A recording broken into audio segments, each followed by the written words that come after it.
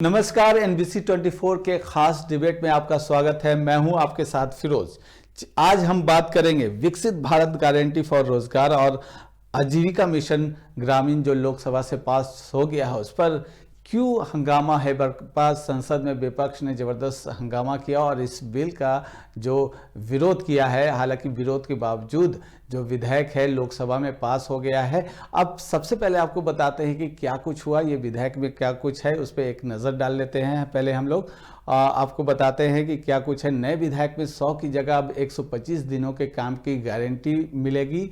नए विधेयक में बुआई कटाई में 60 दिन का पॉज विंडो रखा गया है। ये बदलाव हुए हैं। साथ ही ग्राम पंचायतों को 50% कार्य लागू करना अनिवार्य किया गया है इस नए विधेयक में रोजगार को 4 क्षेत्रों में सीमित किया गया है। इसे अलग अलग डिवीज़न में बांटा गया है। साथ ही जो डिवीज़न है वो है जल सुरक्षा, मूल ग्रामीण ढांचा, आजीविका से जुड़ा इंफ्रास्ट्रक्चर, इन क्षेत्रों में बांटा गया है। साथ ही आपदा से निपटने वाले विशेष कार्य को भी इसमें शामिल किया गया है। ये बदलाव नए किए गए हैं। काम के दिनों को बढ़ाना कितना असरदार होगा ये तो आने वाले दिनों में पता चलेगा, जिस तरह से इसमें किया गया। साथ ही संसद में इस विधेयक को लेकर जबरदस्त विरोध देखा गया। विपक्ष ने विरोध किया इसका। साथ ही इसके बारे में कांग्रेस का जो कहना है वो बद से बदतर मनरेगा से बीबी जी राम जी ये विधेयक है। महात्मा गांधी राष्ट्रीय ग्रामीण रोजगार गारंटी अधिनियम का नाम बदल के, यानी मनरेगा का नाम बदल के अब बीबी जी राम जी बिल हो चुका है। यूपीए की सरकार ने 20 साल पहले 2005 में मनरेगा लेके आए थे।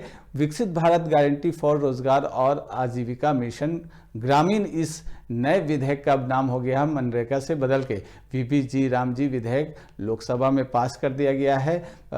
इस पे लंबी चर्चा हुई थी उसके बाद, और साथ ही इसमें कई महत्वपूर्ण संशोधन किए गए हैं, जिसके बाद इस पे डिबेट शुरू हो गया है कि क्या ये संशोधन काम के होंगे, ज़मीनी स्तर पर ये उतर सकेंगे। ये सारी चीज़ें जो हमने आपको बताई कि इस नए विधेयक में क्या कुछ चेंजेस किया गया है और क्या कुछ बदलाव किया गया है, जिसके तहत ग्राम पंचायतों को 50% कार्य लागू करना अनिवार्य कर दिया गया है कि आप इसमें करेंगे। नए विधेयक में रोजगार को 4 क्षेत्रों में जो है बांटा गया है। अब इसमें कई सवाल भी उठ रहे हैं कि किस तरह से इसे योजना को आगे बढ़ाया जाएगा। इसमें एक बड़ी बात है कि नए विधेयक में जो है अब राज्यों की जो हिस्सेदारी है वो बढ़ा दी गई है, यानी कि 60-40 का जो है वो रखा गया है, जिसमें 60% राज्यों का योगदान और साथ ही 40% केंद्र सरकार का योगदान रहेगा। हालांकि इसमें कंडीशन भी है कि किन राज्यों में 40% जो है राज्यों का योगदान रहेगा और किन राज्यों में 40% से कम रहेगा। ये सारे क्राइटेरिया हैं जो इसमें रखा गया है। साथ ही जो इसमें कई पेचीदगी भी बताई गई कि जैसे बायोमेट्रिक अटेंडेंस हो, चाहे AI जनरेटेड जो भी नए टूल्स आ रहे हैं उसका भी उपयोग करने पर काफ़ी ध्यान दिया गया है। तो ये सारी चीज़ें हैं जिस पे इसमें बदलाव किया जा रहा है और नए विधेयक को लेकर बहस छिड़ गई है कि क्या ये लोगों के हक में रहेगा, गरीब मजदूरों के हक में रहेगा।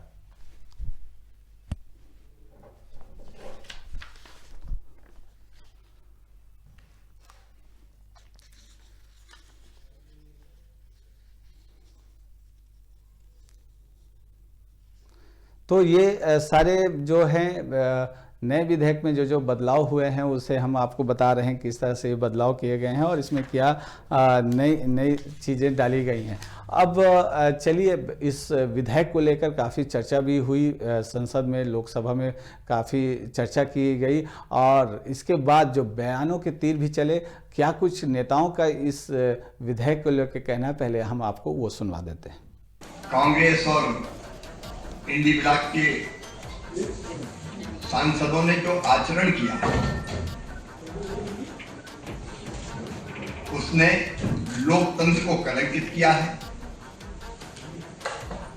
संसदीय मर्यादाएं तार-तार हुई हैं। लोकतंत्र को भीड़ तंत्र में बदला है, गुंडा तंत्र में बदला है।